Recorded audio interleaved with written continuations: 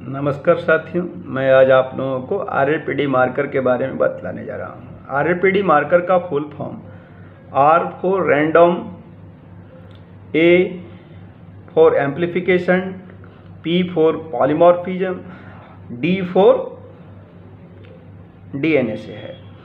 आरएपीडी marker का सर्वप्रथम उपयोग 1990 ईस्वी में विलियम्स नाम के वैज्ञानिक ने खोज की और आरएपीडी मार्कर पीसीआर मशीन आधारित मार्कर है जो डोमिनेंट होता है।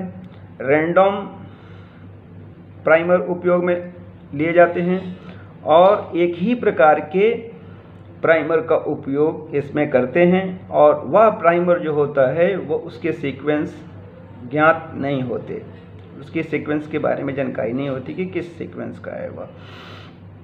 इससे पहले आरएफएलपी में हम नॉन सीक्वेंस वाला प्राइमर उपयोग में कर रहे थे, लेकिन इसमें हमें सीक्वेंस के बारे में कोई जानकारी नहीं है। हम लोग फिर सबसे पहले इच्छित प्रजाति के पौधे का डीएनए के निष्कासन करते हैं। फिर डीएनए के निष्कासन करने के बाद उसमें जो ओलिगोन्यूक्लियोटाइड्स वाले अननोन प्राइमर थे उन्हें हम मिस ऐड करते हैं, एक को राइट डायरेक्शन में, दूसरे को रिवर्स डायरेक्शन में, रिवर्स प्राइमर और राइट प्राइमर। अब फिर इन्हें हम पीसीआर मशीन में ऑपरेट करते हैं। पीसीआर मशीन में थर्मोसाइक्लर लगा होता है।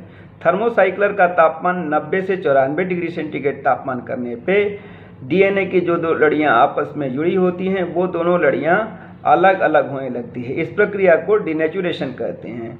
डिनेचुरेशन के बाद जो दूसरी स्टेप है वह एनेलिंग की स्टेप है। एनेलिंग में हम इसे ठंडे करते हैं और ठंडा करने के दौरान हम 35 डिग्री सेंटीग्रेड थर्मोसाइक्लर का तापमान लाते हैं और 35 डिग्री सेंटीग्रेड तापमान लाने पर अननोन सीक्वेंस वाला प्राइमर और कॉम्प्लीमेंट्री सीक्वेंस वाला डीएनए आपस में पेयरिंग करता है और पेयरिंग करने के बाद वह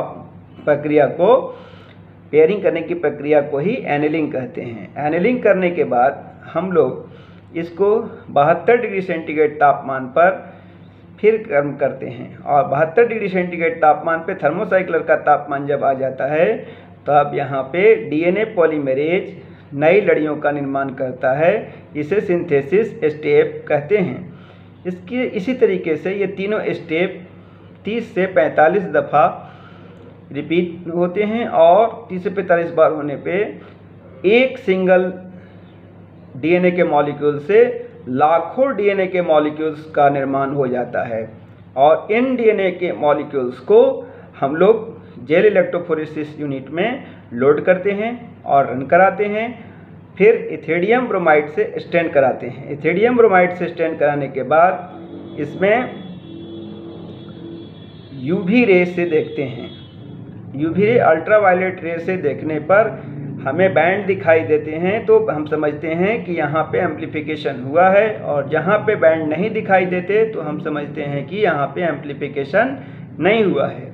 इस प्रकार हम प्रजातियों से डीएनए को निष्कासित करते हैं और पुनः वही वाला प्राइमर, एक ही प्रकार का जो प्राइमर है, पुनः उपयोग में लाते हैं और फिर इन दोनों के बीच में जहाँ बैंड हुआ वहाँ पे डीएनए एम्प्लीफिकेशन हुआ और जहाँ पे बैंड नहीं हुआ वहाँ एम्प्लीफिकेशन नहीं हुआ। तो ये एक प्रकार से इस तरीके की बहुरूपिता को दो प्रजातियों के बीच में देख सकते हैं हम। और इस आरएपीडी मार्कर का एप्लीकेशन कहाँ है? आरएपीडी मार्कर का एप्लीकेशन संकर बीजों की पहचान में और वंशानुगत बीमारियों के निजात पाने के लिए, साथ में फोरेंसिक टाइपिंग करने में, क्रिमिनल केसेस जो आते हैं, और इससे हम पेडिग्री के बारे में भी जानकारी रखते हैं। और कुछ लिमिटेशन हैं आरएपीडी के, वो क्या हैं? यह सोफिस्टिकेटेड है, एक्सपेंसिव है और इसमें केवल डोमिनेंट मार्कर के बारे में जानकारी है। डोमिनेंट प्रकार के मार्कर को ही यह डिटेक्ट करता है और इससे हम मार्कर स्टेटेड सिलेक्शन नहीं कर सकते और इथेरियम ब्रोमाइड होने की वजह से यह कार्सिनोजेनिक भी है। धन्यवाद।